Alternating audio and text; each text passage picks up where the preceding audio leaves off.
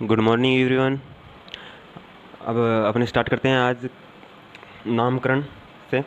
हमने general organic chemistry को start कर दिया था पिछले लेक्चर में, और अब हम पहुंच गए हैं नामकरण पर कि कार्बनिक यौगिक तो बहुत सारे हैं सर, इनका नाम भी तो हमें पता होना चाहिए भी नाम क्या क्या है। तो उसके लिए सभी का नाम याद तो किया नहीं जा सकता क्योंकि कार्बनिक यौगिक तो बहुत सारे हैं, ठीक है। इसीलिए इनके लिए कुछ नामकरण पद्धतियाँ बनाई गई, ठीक है। सबसे पहली पद्धति का नाम है सामान्य नाम, यानी कॉमन नेम सिस्टम। सामान्य नाम बोल दो या कॉमन नेम बोल दो, कॉमन नेम सिस्टम, ठीक है। व्युत्पन्न नाम या ड्राइव नाम, ठीक है, जिसे डिराइव किया जा सके।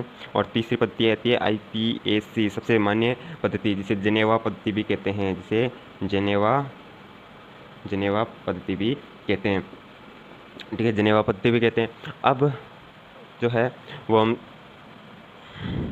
इसे जेनेवा पद्धति भी कहते हैं। अब बात करते हैं कि कुछ सामान्य नाम जो हमें याद करने की ज़रूरत है, सामान्य नाम की जो कि हमें याद करने की जरूरत है। तो सामान्य नाम पद्धति के अंदर सबसे पहले बात करते हैं कॉमन नेम सिस्टम के अंदर सबसे पहले स्रोत के आधार पर कुछ सामान्य नाम दिए गए, यानी कि देखो इस तरह से यौगिक की बात कर लेते हैं। यहाँ हम उसका सामान्य नाम लिख लेते हैं और यहाँ हम उसका स्रोत लिखेंगे। क्या लिखेंगे? उसका स्रोत क्या था, ठीक है। सबसे पहले अगर मैं किसी की बात करूँ, देखो सामान्य नाम जो होते हैं सामान्य नाम पद्धति के अंदर मतलब कि कोई आधार नहीं था, इसका कोई रूल नहीं है वैसे कोई इसके कोई रूल नहीं है। जैसे डिस्कवर्ड होते गए कार्बनिक यौगिक, उनको मतलब कि भिन्न भिन्न अनुमानों के अनुसार उनका नामकरण कर दिया गया है, ठीक है। कैसे? अभी मुझे पता लगा कि यार ये जो मिथेन है ना, यानी CH4 है, CH4 दलदली इलाकों में मुझे मिली।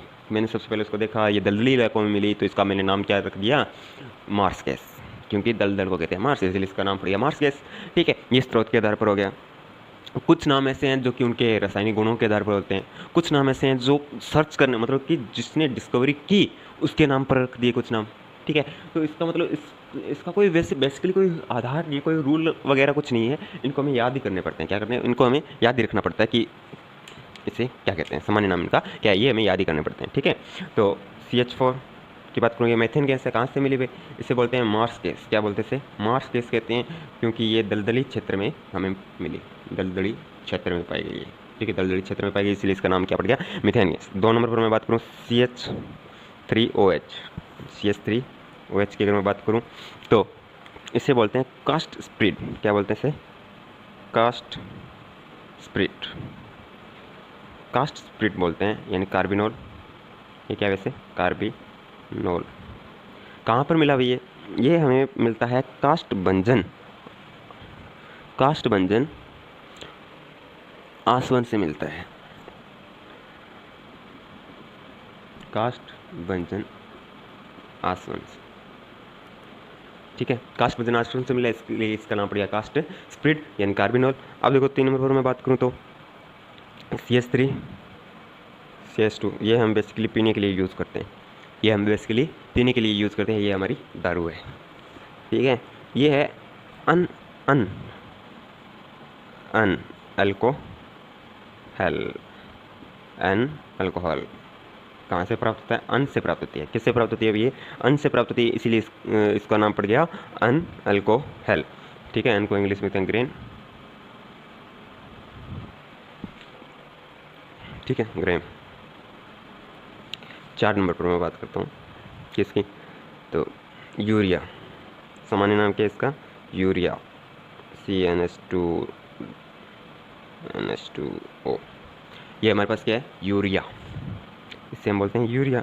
और देखो यूरिया, मैंने बताया था कि यूरिया ये वो शख्स है जिसने ब्रुजोलियस के जैव शक्ति सिद्धांत को क्या कर दिया था? फ्लॉप कर दिया था। ब्रुजोलियस का जैव शक्ति सिद्धांत क्या था कि वो कहता था कि देखो जो कार्बनिक यौगिक हैं वो सिर्फ आधार जंतुओं से मिलते हैं, लेकिन इस यूरिया ने उसके सारे सिद्धांत को क्या कर दिया? सिद्धांत का खंडन कर दिया। वैसे यूरिया ने नहीं कहा था, वॉलर ने सबसे पहले प्रयोगशाला के अंदर किसको बनाया था? यूरिया को बनाया था, ठीक है। तो सबसे पहला पदार्थ है कार्बनिक यौगिक ऐसा है जो प्रयोगशाला में बना था, ठीक है, यूरिया। और किससे प्राप्त होता है? ये यूरिन से प्राप्त होता है। किससे प्राप्त होता है? ये यूरिन से प्राप्त होता है, यानी मूत्र से प्राप्त होता है, इसीलिए इसका नाम क्या पड़ गया? यूरिया नाम पड़ गया। 5 नंबर पर बात करते हैं HCOOH। ये क्या है भाई? ये फॉर्मिक अम्ल है। क्या है? फॉर्मिक अम्ल। इसे फॉर्मिक अम्ल है, हाँ ये फॉर्मिक अम्ल है, लेकिन ये प्राप्त कहाँ से होता है? फॉर्मिक एसिड से। सॉरी हाँ ये फॉर्मिक एसिड है।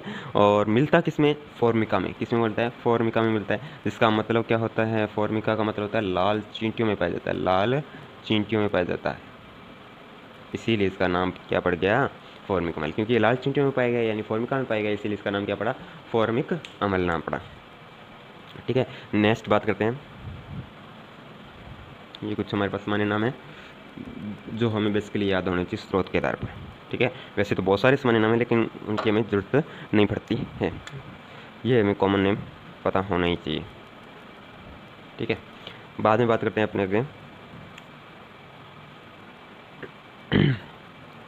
CH3COOH, इसे बोलते हैं बेटा एसिटिक अम्ल। क्या बोलते हैं इसे, एसिटिक अम्ल। इसका स्रोत क्या है, ये कहाँ से मिलता है हमें, ये एसिटम से मिलता है। किससे मिलता है बेटा, एसिटम से मिलता है, इसीलिए इसका नाम क्या पड़ गया, एसिटिक अम्ल मिल गया। इसी तरह से आगे अब क्या है, दो कार्बोक्सिलिक समूह आपस में जुड़े हुए हैं, दो कार्बोक्सिलिक समूह आपस में जुड़े हुए हैं। देखा जाए तो ये किस में मिला हमें, ये ऑक्सैलिस पादप से मिला। ठीक है, ये किससे मिला हमें, ऑक्सैलिक पादप से मिला, ऑक्सैलिस पादप है कोई, उससे हमें ये प्राप्त हुआ, इसीलिए इसका नाम क्या पड़ गया, ऑक्सैलिक अम्ल। इसका नाम क्या पड़ गया, ऑक्सैलिक अम्ल। ठीक है, स्रोत के आधार पर नामकरण कर रहे हैं अपने। नेक्स्ट, अब देखो ये वाला जो कि हमारे दैनिक जीवन में हम बहुत बच्चे लोग बहुत यूज़ करते हैं इसे, हम भी करते हैं पर थोड़ा कम करते हैं, बच्चों को ज़्यादा दिया जाता है, COH। इसे बोलते हैं बेटा लैक्टिक अम्ल। क्या बोलते हैं इसे, लैक्टिक अम्ल। ये है लैक्टिक अम्ल जो कि लैक्टम में मिलता है, लैक्टम में मिलता है, जिसका मतलब क्या है, दूध। दूध तो बच्चे क्या पीते हैं, दूध पीते हैं, लैक्टम से मिलता है, तो इसीलिए इसका नाम क्या पड़ गया, लैक्टिक अम्ल नाम पड़ गया। नेक्स्ट अगर मैं बात करूँ तो हमारे पास एक इस तरह से CH3 CH2 CH2 COOH, यानी कि इसका नाम है ब्यूटायरिक अम्ल। क्या बोलते हैं इसे, ब्यूटायरिक अम्ल। इसे ब्यूटायरिक अम्ल क्यों कहते हैं भाई, ये बटर में मिलता है यानी कि मक्खन में मिलता है, मक्खन यानी कि बटर में पाया जाता है, इसीलिए इसका नाम पड़ गया ब्यूटायरिक अम्ल। क्या नाम पड़ गया, ब्यूटायरिक अम्ल नाम पड़ गया। ठीक है, ये तो समझ गए होंगे कि अब तक जो नाम हम कर रहे हैं वो सारे के सारे कौन से हैं, स्रोत के आधार पर, मतलब कि जो जिस स्रोत में जहाँ से हमें मिलता है उसी के आधार पर हमने उसका क्या कर दिया, नामकरण कर दिया। ठीक है, और लेकिन ये सामान्य नाम से ज़्यादा ज़रूरी हमारे लिए IUPAC नाम ज़रूरी होंगे, और उसके लिए हमें कुछ नियमावली को भी फॉलो करना पड़ेगा। ये तो हम ऐसे ही पढ़ रहे हैं, ठीक है, ऐसे तो नहीं है, क्योंकि कई बार डायरेक्ट पर्सन में ये पूछ लिया जाता है, तो पर्सन के अंदर डायरेक्ट वो कोई रिएक्शन देता है अपने को, तो उसके अंदर वो सामान्य नाम देता है, हमें IUPAC नाम नहीं देता बल्कि सामान्य नाम दे देता है, तो हमें इनका पता होना चाहिए पहले से। ठीक है, अगर पता ही नहीं होगा, अब देखो कहने को तो बहुत ही चीज़ होगा, ब्यूटायरिक अम्ल है, ब्यूटायरिक अम्ल दे दिया रिएक्शन के अंदर, और हमें पता ही नहीं कि ब्यूटायरिक अम्ल कहते किसे हैं, हम तो वही पढ़ रहे हैं कि वो 1 2 3 IUPAC नाम वो तो हमें पता है, लेकिन ब्यूटायरिक अम्ल का तो हमें कुछ पता ही नहीं कि ब्यूटायरिक अम्ल क्या है, तो फिर वो क्वेश्चन हो ही नहीं पाएगा, वो प्रश्न सॉल्व ही नहीं होगा, तो उसका कोई मतलब नहीं है। ठीक है, अब देखो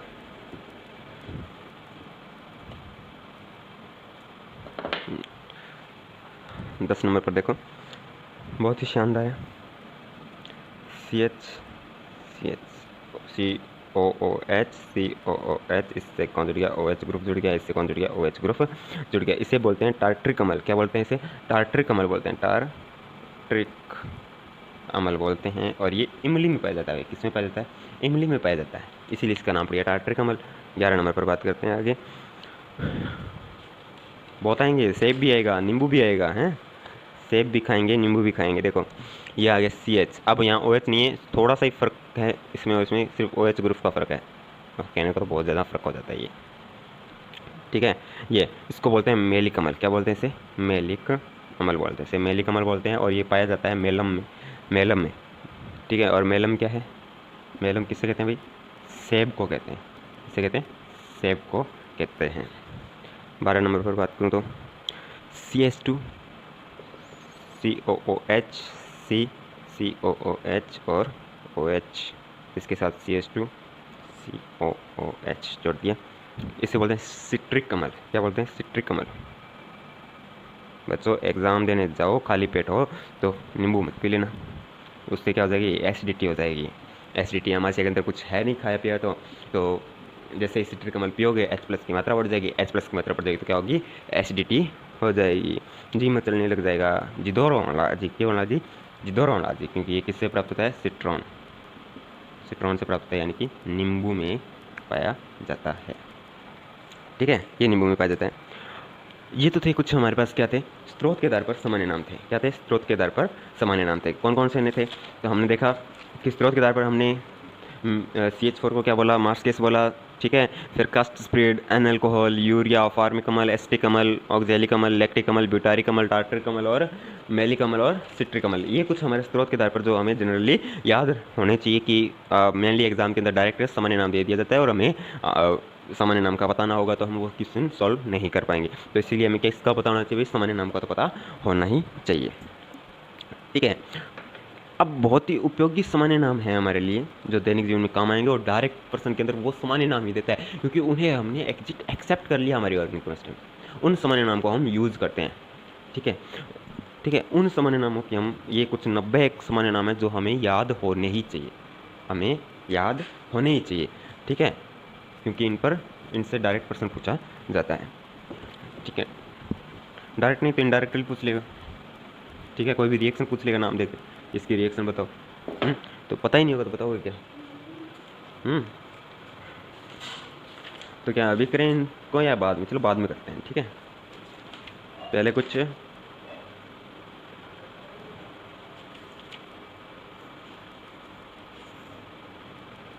आगे और कुछ।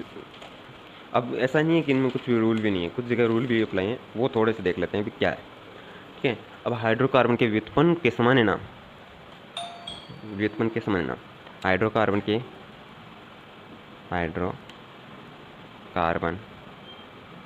व्युत्पन्न के सामान्य नाम। ठीक है, हाइड्रोकार्बन व्युत्पन्न के सामान्य नाम, जैसे पेंटेन की बात कर लेता हूँ। किसकी बात कर लेता हूँ? सबसे पहले पेंटेन की। CH3 CH2 CH2 CH2 और CH3, ये क्या है? पेंटेन। ये क्या है? पेंटेन। अब इसके व्युत्पन्न मतलब, ठीक है, व्युत्पन्न मतलब देखो, इसे बोलेंगे हम एन पेंटेन। क्या बोलेंगे? एन पेंटेन बोलेंगे। क्यों बोलेंगे एन पेंटेन? क्यों बोलेंगे इसे? एन का क्या मतलब होता है? शाखा विहीन श्रृंखला। एन का मतलब क्या है यार? शाखा विहीन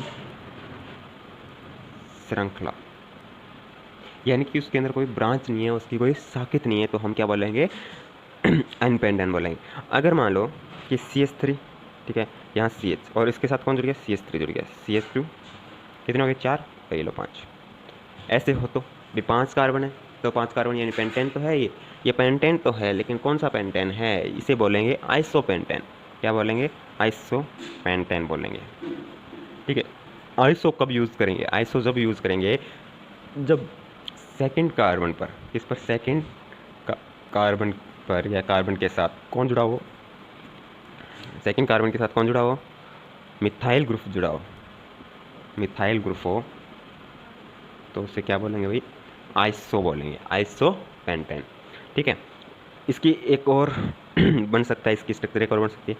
मान लो CH3 है, C, यहाँ पर भी तो हो सकता है एक CH3 और यहाँ पर भी CH3 हो सकता है, और ये CH3 कितने कार्बन है भाई? 5 कार्बन है। ठीक है, 5 कार्बन, तो इसे बोलेंगे नियोपेंटेन। क्या बोलेंगे इसे? नियोपेंटेन बोलेंगे। नियोपेंटेन बोलेंगे। नियो कब यूज़ करेंगे? जब सेकेंड कार्बन पर 2 मिथाइल ग्रुप जुड़े होंगे। क्या जुड़े होंगे? 2 मिथाइल ग्रुप होंगे। कौन होंगे? 2 मिथाइल ग्रुप होंगे, तो उससे हम नियो शब्द का यूज़ करेंगे। तो ये कुछ हाइड्रोकार्बन के सामान्य नाम है। तो इसमें रूल आ गया ना कि डायरेक्ट सीधी श्रृंखला है, शाखा विहीन श्रृंखला, तो हम उसके आगे एन लगाएंगे। अगर मान लो सेकंड कार्बन पर मिथाइल ग्रुप है तो उससे क्या बोलेंगे? आइसो बोलेंगे। अगर सेकंड कार्बन पर 2 मिथाइल ग्रुप जुड़े होंगे तो उससे क्या बोलेंगे? नियो बोलेंगे। ठीक है, क्या बोलेंगे? उसे नियो बोलेंगे। अगला एग्जाम्पल लेकर देख लेते हैं कब, क्या और कैसे क्या बोल रहे हैं। चलो देखो एग्जाम्पल लेते हैं एग्जाम्पल लेते हैं CH3 CH2 CH2 CH3, ये क्या है? ब्यूटेन है। क्या है ये? ब्यूटेन है। ठीक है, इसे ब्यूटेन बोलते हैं। इसे बोल रहे हैं, अब देखो इसके अंदर नॉर्मल है बिल्कुल, इसके अंदर कोई ब्रांच नहीं है, कोई शाखा नहीं, इसीलिए इसको क्या बोलेंगे? एन ब्यूटेन बोलेंगे। क्या बोलेंगे? एन ब्यूटेन बोलेंगे। ये ऐसे भी तो पॉसिबल था कि CH2 CH CH3 CH3, देखो 4 कार्बन है, लेकिन सेकंड कार्बन पर क्या है? सेकंड कार्बन पर हमारे पास कौन जुड़ा हुआ है? मिथाइल ग्रुप जुड़ा हुआ है सेकंड कार्बन पर, तो इसीलिए इसे बोलेंगे आइसोब्यूटेन। क्या बोलेंगे इसे? आइसोब्यूटेन, आइसोब्यूटेन बोलेंगे। ठीक है, CH3 CH2 CH3।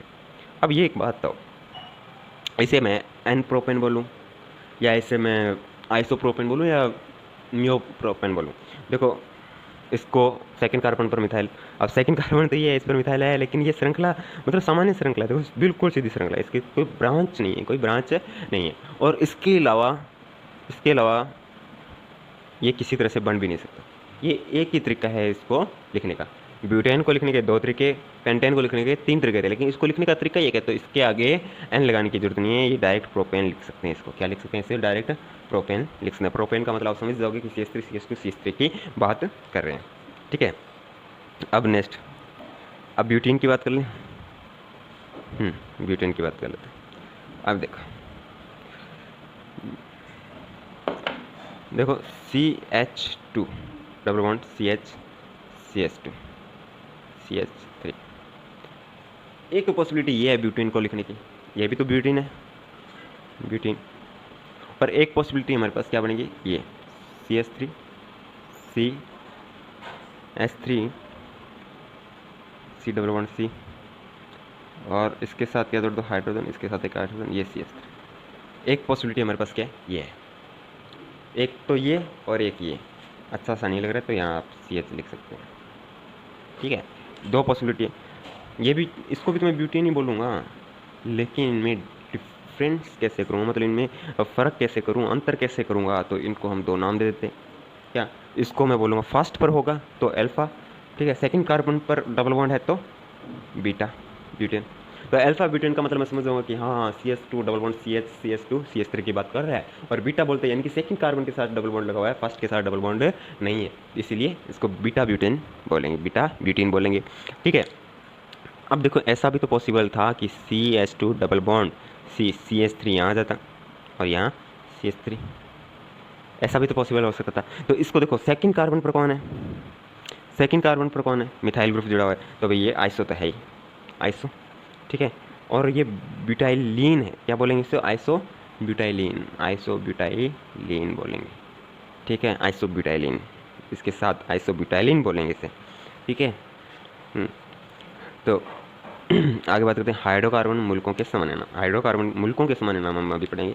उससे पहले ये हाइड्रोकार्बन व्युत्पन्न के सामान्य नाम थे। सबसे पहले हमने बात की पेंटेन की, तो पेंटेन में 3 व्यवस्थाएं बन सकती थी, उसके आधार पर हमने नाम दे दिए एन पेंटेन, आइसोपेंटेन और नियोपेंटेन। ठीक है, नियो कब यूज़ करेंगे? सेकंड कार्बन पर क्या हो? 2 मिथाइल ग्रुप जुड़े हो, और आइसो कब यूज़ करेंगे? जब 1 मिथाइल ग्रुप हो सेकंड कार्बन पर। ठीक है, उसके बाद हमने देखा कि ब्यूटेन की बात की, तो ब्यूटेन के अंदर भी 2 प्रकार से बन सकते थे ब्यूटेन। ठीक है, एक तो एन ब्यूटेन हो सकता था सीधी श्रृंखला, और ब्रांच बन जाए यानी कि CH3 फर्स्ट कार्बन पर 2 मतलब कि एक प्रतिस्थापी जुड़ जाए, प्रतिस्थापी के रूप में CH3 जुड़ जाए, मतलब एक मुख्य चेन के अंदर एक CH3 कम हो गया। ठीक है, तो उस समय उसको क्या बोलेंगे? आइसोब्यूटेन, आइसोब्यूटेन हो जाएगा, क्योंकि सेकंड कार्बन पर क्या एक मिथाइल ग्रुप आ गया। ठीक है, अब फिर उसने बात प्रोपेन। प्रोपेन को हम एन प्रोपेन, आइसोप्रोपेन और नियो प्रोपेन के रूप में लिख ही नहीं सकते। प्रोपेन मतलब प्रोपेन, CH3 CH2 CH3। ठीक है, फिर ब्यूटीन, ब्यूटीन को हम 2 तरीके से, या तो फर्स्ट पर डबल बॉन्ड होगा या सेकंड कार्बन के साथ डबल बॉन्ड होगा। तो देखो, या तो फर्स्ट सेकंड के बीच में डबल बॉन्ड, या सेकंड थर्ड के बीच में डबल बॉन्ड, 2 पोजीशन थी। तो अगर फर्स्ट के साथ होगा तो उसे अल्फा ब्यूटीन बोलेंगे, और अगर सेकंड थर्ड के बीच में होगा तो उसे बीटा ब्यूटीन बोलेंगे। ठीक है, और ये अगर CH3 ग्रुप, इस H को हटाकर यहाँ CH3 लगाऊँ तो इसे बोलेंगे आइसोब्यूटाइलिन। क्या बोलेंगे इसे? आइसोब्यूटाइलिन बोलेंगे। अब हाइड्रोकार्बन मुल्कों के सामान्य नाम। ठीक है,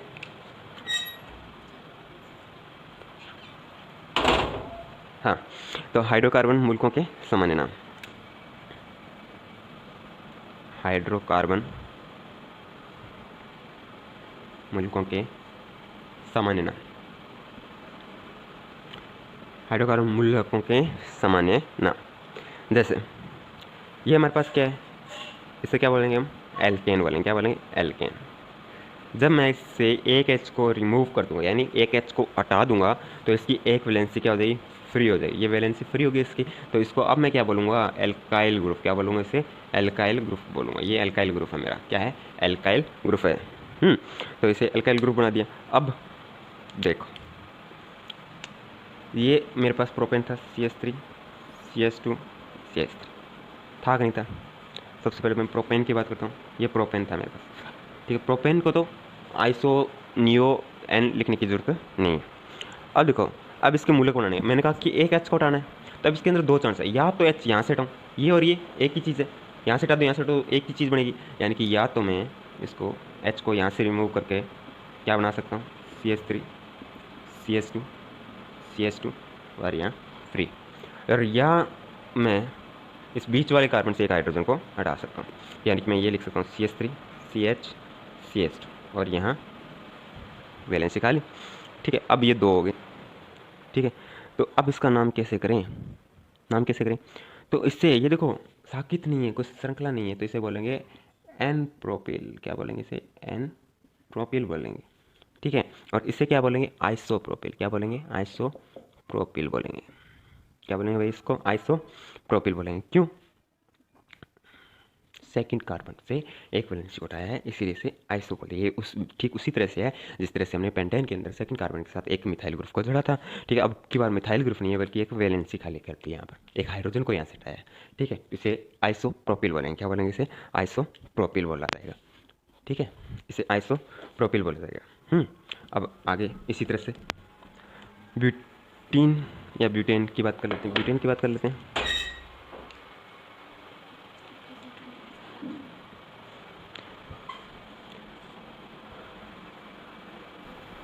ब्यूटेन की बात करते हैं, तो ब्यूटेन के अंदर देखो क्या होगा, ब्यूटेन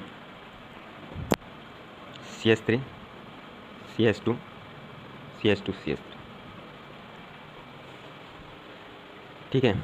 अब देखो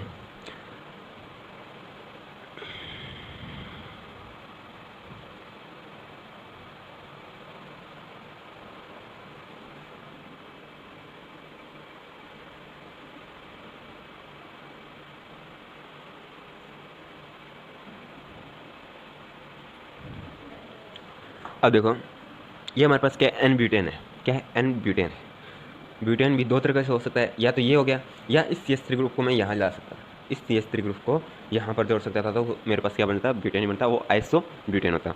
लेकिन अब पहले एन ब्यूटेन की बात कर लेते हैं। अब एन ब्यूटेन के अंदर या तो यहाँ से हटा दो, या आप यहाँ से हटा दो, ठीक है। एक ही बात है, यहाँ से एक बात है, यहाँ से एक बात है, दो तरह से हटा सकता हूँ एच को, ठीक है। दो तरह से हटाऊँगा, यहाँ से एच को हटा सकता हूँ और यहाँ से भी एच को हटा सकता हूँ, इस जगह से, ठीक है। इस यहाँ से हटाते हैं पहले, तो देखो क्या बनेगा, CH3 CH3 CH2 CH2 CH2 ऐसे। और यहाँ से हटाऊँगा तो क्या बनेगा, CH3 CH2 CH, यहाँ से हटा दी वैलेंसी फ्री, ये CH3। इससे तो बोलेंगे ये ब्यूटाइल तो है, ये एन ब्यूटाइल है। क्या है, एन ब्यूटाइल, ठीक है, एन ब्यूटाइल। इसे आइसो तो बोल नहीं सकते, क्योंकि आइसो ब्यूटेन के अंदर जब मैं हटाऊँगा तो उसे क्या बोलूँगा, ठीक है। तो इसे आइसो ब्यूटाइल तो बोल नहीं सकते, तो ये सेकेंडरी कार्बन सेट है, इसीलिए इसे एस ब्यूटाइल बोलते हैं। क्या बोलते हैं इसे, एस ब्यूटाइल बोलते हैं। क्या बोलेंगे इसे, एस ब्यूटाइल बोलेंगे, ठीक है। समझ में आगे बात। अब नेक्स्ट देखो, अब मैं आइसो ब्यूटाइल की बात कर लेता हूँ, आइसो ब्यूटेन की बात कर लेता हूँ। देखो आइसो ब्यूटेन, यानी कि यहाँ CH3, यहाँ CH3 CH3, इस तरह से पोजीशन। ये भी दो तरह से बन सकता है। अगर यहाँ से हाइड्रोजन को हटाऊँ, अगर मैं यहाँ से हाइड्रोजन को हटाऊँगा तो क्या बनेगा, देखो यहाँ से तीनों जगह से हटाने पर बात तो एक ही है, ठीक है, चीज़ तो वही बननी है। एक तो पॉसिबिलिटी ये, और एक पॉसिबिलिटी यहाँ से हटाने पर है। जब मैं यहाँ से हटाता हूँ तो ये बनेगा CH3 CH3 CH3। देखो यहाँ से हटाओगे ना तो इसे बोलेंगे आइसोब्यूटाइल। क्या बोलेंगे इसे, आइसोब्यूटाइल बोलेंगे। लेकिन जब मैं यहाँ से हटाऊँगा, ठीक है, ये कितने डिग्री कार्बन है, 3 डिग्री कार्बन है, तृतीय कार्बन है, इसीलिए इसे टर्सरी ब्यूटाइल बोलेंगे। क्या बोलेंगे इसे? टर्सरी ब्यूटाइल बोलेंगे। क्यों बोलेंगे टर्सरी ब्यूटाइल? क्योंकि 3 डिग्री कार्बन से हाइड्रोजन को हटाया है, यानी कि तृतीय कार्बन से हाइड्रोजन को हटाया है, टर्सरी कार्बन से कार्बन को हाइड्रोजन को हटाया है, इसीलिए इसे क्या बोला? टी ब्यूटाइल यानी टर्सरी ब्यूटाइल नाम दे दिया। ठीक है, अब बात कर लेते हैं पेंटेन की। पेंटेन पहले ही 3 प्रकार से बंटा हुआ है भाई। ठीक है, अब बार बार नहीं करेंगे, छोटे छोटे शब्दों में। पेंटेन की बात कर लेते हैं। पेंटेन देखो, पेंटेन पहले से 3 भागों में, एन पेंटेन है, आइसो पेंटेन, ठीक है, और नियो था क्या? हाँ, नियो पेंटेन। ये पहले से 3 भागों में बंटा हुआ था। तो देखो CH3, पहले एन पेंटेन की बात कर लेता हूँ, इसको 1 नंबर नाम दे देता हूँ। ठीक है, एन पेंटेन की बात कर रहे हैं, ये CH2 CH2 CH3। ठीक है, यहाँ से वैलेंसी को हटा सकते हो आप, यहाँ से हटा सकते हो और एक यहाँ से हटा सकते हो। ठीक है, 3 चांस बनते हैं इसके। ठीक है, तो पहले यहाँ से फ्री करो इसे, यहाँ से फ्री करोगे तो क्या बनेगा आपके पास? CH3 CH2 CH2 CH2 CH2। यहाँ से वैलेंसी फ्री कर दी, फिर एक आप यहाँ से हटा सकते हो, CH3 CH2 CH2 CH, यहाँ से वैलेंसी फ्री कर दी, यहाँ CH3। या आप क्या कर सकते हो? CH3 CH2 बीच वाले कार्बन से हटा सकते हो। जब आप बीच वाले कार्बन से हटाओगे तो ये बनेगा। ठीक है, अब इनके नाम कैसे दें? तो भाई ये तो सीधी सी बात है, एन पेंटाइल है। क्या है ये? एन पेंटाइल बोल सकते हैं आप इसे, बोल सकते हैं ना, है ना? इसे एन पेंटाइल बोला जा सकता है। तो इसे तो मैं एन पेंटाइल बोल देता हूँ। ये मेरे पास क्या है? N pentyl. Okay, N pentyl हो गया। ये क्या है? सेकेंडरी कार्बन से हट रहे हैं। आइसो इसलिए नहीं बोल रहा क्योंकि आइसो पेंटाइल पहले से ही मौजूद है, इसीलिए सेकेंडरी से हट रहा है, तो ये सेकेंडरी पेंटाइल है। क्या है? Secondary pentyl. और ये जो है वो, ये भी सेकेंडरी कार्बन है, सेकेंडरी कार्बन है, तो इसको आप सेकेंडरी सेकेंडरी तो एक समान हो जाएगा, बोल नहीं सकते, सेकेंडरी तो बोला नहीं जा सकता। तो भाई इन दोनों में फ़र्क कैसे करें? ये सेकेंडरी पेंटाइल, इसको भी क्या सेकेंडरी पेंटाइल बोलोगे? ना, सेकेंडरी पेंटाइल कैसे बोल देंगे? नहीं बोल सकते। इसको तो मैं सेकेंडरी पेंटाइल, इसको भी फिर मुझे क्या बोलना पड़ेगा? सेकेंडरी पेंटाइल बोलना पड़ेगा। अब देखो देखो, मैं कह रहा हूँ कि इसको भी सेकेंडरी पेंटाइल, इसको भी सेकेंडरी पेंटाइल। आइसो बोल नहीं सकते तो भाई कार्बन की डिग्री के आधार पर बोल दो। तो इसकी कार्बन की डिग्री कितना? 2 डिग्री कार्बन है ये, क्योंकि 2 कार्बन समूह से जुड़ा हुआ है। तो ये भी तो 2 कार्बन समूह से जुड़ा हुआ है, तो ये भी सेकेंडरी, वो भी सेकेंडरी, ऐसे कैसे? तो ये तो गलत बात है। तो देखो यहाँ आकर कुछ अलग चीज़ जुड़ेगी। ठीक है, हाइड्रोजन तो जुड़ेगा नहीं, हाइड्रोजन को हटा दिया तो हाइड्रोजन तो जुड़ेगा नहीं, कुछ अलग जुड़ेगा। तो एक तो ये वाला ग्रुप, ये ग्रुप और ये ग्रुप क्या अलग अलग है? हाँ जी, अलग अलग है। हाइड्रोजन चारों समूह अलग अलग है, इसीलिए कौन सा कार्बन है? किरेल कार्बन है। क्या है? किरेल कार्बन मौजूद है इसके अंदर। क्या मौजूद है? किरेल कार्बन मौजूद है, इसीलिए इसे बोलेंगे एक्टिव, क्या बोलेंगे इसे? एक्टिव एस पेंटाइल बोलेंगे, और इसे सेकेंडरी पेंटाइल, उसे एक्टिव सेकेंडरी पेंटाइल बोलेंगे। समझ में आ गई बात? क्योंकि इसके अंदर चारों ग्रुप के अलग अलग, इसीलिए ये वाला कार्बन क्या था? ये वाला कार्बन हमारे पास क्या था? किरेल कार्बन था, इसीलिए इसे हमने क्या बोल दिया? किरेल कार्बन क्या होता है? कार्बन की जब चारों वैलेंसी अलग अलग ग्रुप से जुड़ी हुई हो, जैसे कि A B C और D, चारों ग्रुप क्या है? भिन्न भिन्न है, तो इस ऐसे कार्बन को क्या बोलेंगे हम? किरेल कार्बन बोलेंगे। क्या बोलेंगे? Chiral carbon. ठीक है, समाव्यवस्था में पढ़ेंगे बहुत अच्छी तरीके से। समाव्यवस्था में अच्छी तरीके से बात करेंगे किरेल कार्बन की। तो ये समझ में आ गया। अब देखो आइसोपेंटेन, आइसोपेंटेन का मतलब कि CH3 CH CH3, ठीक है, और CH2 और CH3, ये होता है आइसोपेंटेन। अब आइसोपेंटेन में देखो कार्बन को कहाँ से हटा सकते हैं? एक तो जी यहाँ से हटा सकता हूँ, हाँ जी हटा सकते हो, सही बात है, हटा सकते हैं। ठीक है, एक मैं यहाँ से हटा सकता हूँ, एक तो आप यहाँ से हटा सकते हो, देखो एक आप यहाँ से हटा सकते हो, एक आप यहाँ से भी हटा सकते हो, और एक आप यहाँ से हटा सकते हो। ठीक है, इसमें 4 संभावनाएं, क्या है? 4 संभावनाएं बनती हैं। तो एक एक करके डिस्कस करते हैं, किसको क्या नाम दिया जाएगा। अब देखो, देखना है ये कि सबसे पहले इस कार्बन से क्या हटाएंगे? कार्बन को, हाइड्रोजन को हटाते हैं, तो क्या बनेगा मेरे पास? CH3 CH CH3, ये था CH2 CH2, यहाँ पर वैलेंसी फ्री कर देंगे। अब इसको क्या नाम देंगे भाई? इसको क्या नाम देंगे? इसे तो बोलेंगे डायरेक्ट, सीधी सी बात है, आइसोपेंटान। ये आइसो ग्रुप जुड़ा, ये आइसो था और इससे एक हाइड्रोजन हटा दिया, इसे बोलेंगे आइसोपेंटाइल बोल देंगे। क्या बोल देंगे? आइसोपेंटाइल बोल देंगे। ठीक है, अगर मैं कार्बन को यहाँ से हटा दूँ, किससे? इस कार्बन से हटाऊँ, तो क्या बनेगा मेरे पास? देखो CH3, CH3, यहाँ CH ये हट गया, ये CH3, इसको क्या बोलेंगे? ये तो थोड़ी दिक्कत होगी। देखो रे देखो, ये सेकेंडरी कार्बन है कि नहीं? हाँ जी, सेकेंडरी कार्बन है। ऐसा ही केस बन रहा है, ये सेकेंडरी कार्बन है और इसके चारों ग्रुप भिन्न भिन्न है, यानी कि ये किरेल कार्बन है, किरेल कार्बन है, इसीलिए इसे क्या बोलेंगे? Active isopentyl. क्या बोलेंगे इसे? Active active isopentyl, active isopentyl नाम दे देंगे। ठीक है, एक्टिव आइसोपेंटाइल नाम दे दें। अगर मैं कार्बन को यहाँ से हटाऊँ तो देखो CH3, C यहाँ से वैलेंसी फ्री, ये CH3, ये CH2 CH3। पहली बात तो ये कि ये टर्सरी तृतीय कार्बन है, टर्सरी कार्बन है, क्योंकि ये 3 अलग अलग कार्बन से जुड़ा हुआ है, सॉरी अलग अलग क्या, 3 कार्बन परमाणु से जुड़ा हुआ है, इसलिए तृतीय कार्बन है, टर्सरी है, इसे बोलेंगे टर्सरी पेंटाइल। क्या बोलेंगे इसे? टर्सरी पेंटाइल, टर्सरी पेंटाइल बोल देंगे, इसे टर्सरी पेंटाइल बोलेंगे। अब चांस तो सर यहाँ से बचा हुआ है, एक चीज़ यहाँ से भी तो हटा सकते हो, तो यहाँ से हटाओगे तो देखो क्या बनेगा? CH2 वैलेंसी फ्री कर दिया यहाँ से, CH CH3 CH2 CH3।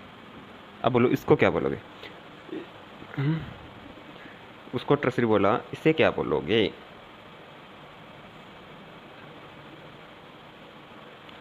तो इसको नाम तो देना पड़ेगा, तो हमें पता है ये पेंटाइल है। क्या है? ये लो, ये पेंटाइल है, इतना तो मुझे पता है, लेकिन कौन सा पेंटाइल है? ये एक्टिव पेंटाइल है। क्या है? Active pentyl, only active pentyl. ये एक्टिव आइसोपेंटाइल था, जिससे हटाया था वो कार्बन किरेल था, लेकिन इसके अंदर किरेल कार्बन मौजूद है। ये देखो, ये किरेल कार्बन मौजूद है, ये इसकी विशेषता है, क्योंकि इसके अंदर ये ग्रुप भिन्न है, ये भी भिन्न है, और ये भिन्न, ये भी भिन्न, चारों ग्रुप भिन्न भिन्न है, इसीलिए ये सक्रिय कार्बन इसमें मौजूद था, इसीलिए इसका नाम दे दिया हमने एक्टिव पेंटाइल। क्या नाम दिया इसे? एक्टिव पेंटाइल नाम दे दिया। चलो, अब लास्ट बचा है हमारे पास क्या? नियोपेंटेन। नियोपेंटेन क्या होता है भाई? CH3 C CH3 CH3 CH3। इसमें एक ही चांस मिलता है, इससे हटाओ, इससे हटाओ, इससे हटाओ, इससे हटाओ, एक ही बात है, तो मैं इसी से हटा देता हूँ।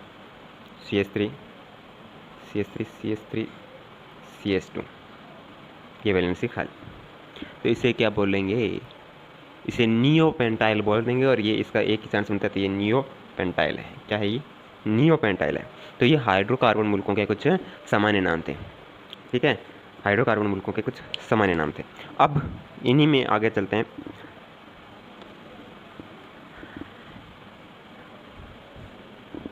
ठीक है, इन नामों को रटने की जरूरत नहीं है, अब हमें इनका तरीका पता चल गया है। तो हाइड्रोकार्बन मुल्कों के सामान्य नामों में कुछ नियम लगते हैं, तो हम वो नियम लगाएंगे और हो गया हमारा काम।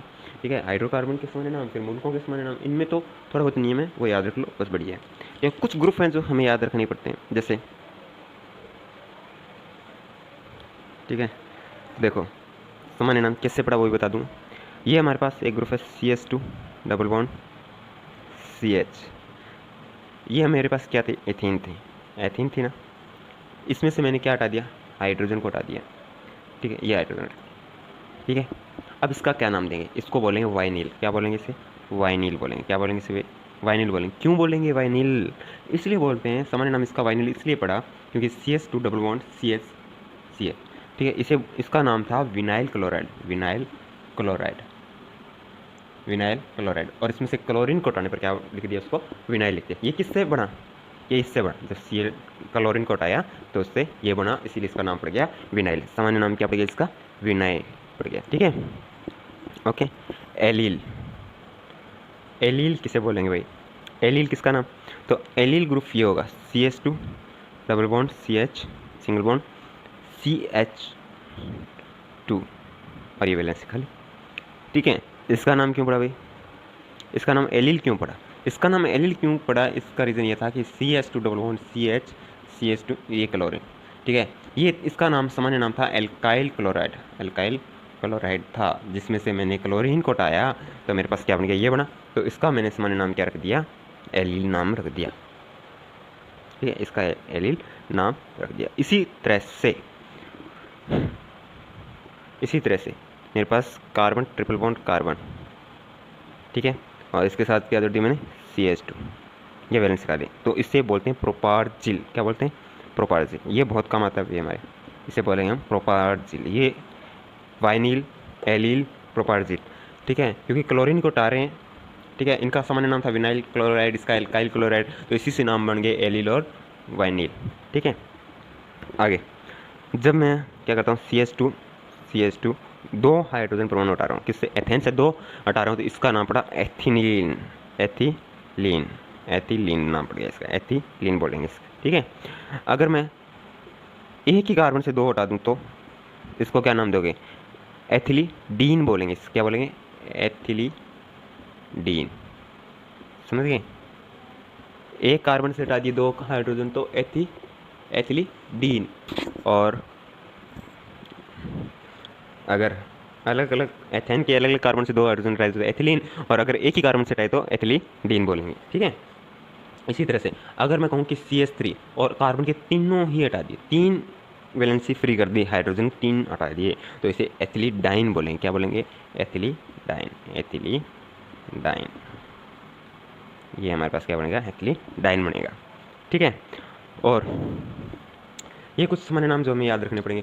वाइनिल किस ग्रुप को कहेंगे? CH211CH को वाइनिल बोलेंगे। एलिल किसे कहेंगे? CH211CH valency free. CH111C CH2 valency free को प्रोपार्जिल बोलेंगे, ठीक है। अगर अलग अलग कार्बन से एथेन के अलग अलग कार्बन से दो हाइड्रोजन को हटाएं तो एथिलीन बोलेंगे, और अगर एक में से दो हटा दें तो एथिलीडीन बोलेंगे। अगर एक में से तीन वैलेंसी फ्री कर दें तो इसे एथिलीडाइन बोलेंगे। क्या बोलेंगे? एथिलीडाइन बोलेंगे। और आपके पास बेंजीन हो, अगर ये बेंजीन है, ये ये लो, ये बेंजीन है। अब तो ये बेंजीन है, लेकिन जैसे ही हमने इसको क्या हटा दिया, इसमें से एक हाइड्रोजन हटा दिया, ये वैलेंसी फ्री कर दी, तो इसे बोलेंगे फेनिल ग्रुप। क्या बोलेंगे? इसका सामान्य नाम क्या होगा? फेनिल होगा सामान्य नाम। और इसे इस तरह से भी दर्शाते हैं, ये इसको ऐसे भी दर्शा सकते हैं। ये बनाना जरूरी नहीं, अगर ये लिखा हुआ है इसका मतलब क्या है? फेनिल ग्रुप जुड़ा हुआ है, ठीक है। बेंजील, अब बात करें बेंजील। बेंजील क्या होता है? बेंजील का मतलब, अगर आपके पास क्या है? बेंजीन वाले हैं, ये लो बेंजीन। बेंजीन के साथ क्या जुड़ा? CH3 जुड़ा था, लेकिन इसकी एक वैलेंसी फ्री कर दी, तो ये क्या है? बेंजील है। क्या है? बेंजील, ठीक है। अगर मान लो दो वैलेंसी कर दूँ तो CH दो फ्री कर दी, तो इसे बोलेंगे बेंजिलीडीन, ठीक है। बेंजल या बेंजिलीडीन, इसको या तो बोल दो बेंजल, ठीक है, या इसी तरह से एथिलीडीन बोला था ना इसको, एक ही कार्बन से दो हाइड्रोजन रहा है, तो इसको क्या बोल दो? बेंजिलीडीन बोल दो, ठीक है। अगर तीन कार्बन को हटा रहे हो तो बेंजो बोलेंगे। क्या बोलेंगे? इसे बेंजो ग्रुप बोलेंगे। ये देखो, ये बेंजीन बोलिए, इससे आपके पास कार्बन जुटा और इसकी तीनों वैलेंसी फ्री, तो इसे बेंजो बोलेंगे। क्या बोलेंगे? इसे बेंजो। और या बेंजिलीडाइन बोल देंगे। क्या बोल देंगे? बेंजिलीडाइन बोल सकते हैं, ठीक है। बाकी अब हमें स्टार्ट करना है व्युत्पन्न नामकरण पद्धति, ठीक है। व्युत्पन्न नामकरण पद्धति को स्टार्ट करेंगे कल। और कुछ सामान्य नाम है 90 कार्बनिक यौगिक जो हमारे सारी ऑर्गेनिक केमिस्ट्री में काम आने वाले हैं, जिनके सामान्य नाम हमें याद होने चाहिए। मैं चाहता हूँ कि वो नाम यहीं लिखवा दूँ, और वरना अगर टॉपिक के साथ साथ वो नाम आएंगे तो आपको उनको याद करना पड़ेगा। और जब वो टॉपिक के साथ साथ मैं याद कराऊंगा ना, तो आपको ये अलग सा महसूस होगा। उससे पहले अगर आपको याद होगा तो टॉपिक से मैं कराऊंगा ना, तो आपको लगेगा हाँ ये मेरा पढ़ा हुआ है पहले से। तो कल आते ही हम सबसे पहले उन 90 नामों को पहले लिखेंगे, ठीक है। फिर उनको अच्छे से याद कर लेना, और कुछ इंपॉर्टेंट है जो याद रखने वो मैं अलग से बता दूंगा, ठीक है। 90 हैं टोटल, उनमें से आप 45-50 याद करते हो तो आपका काम चल जाएगा, ठीक है। ओके।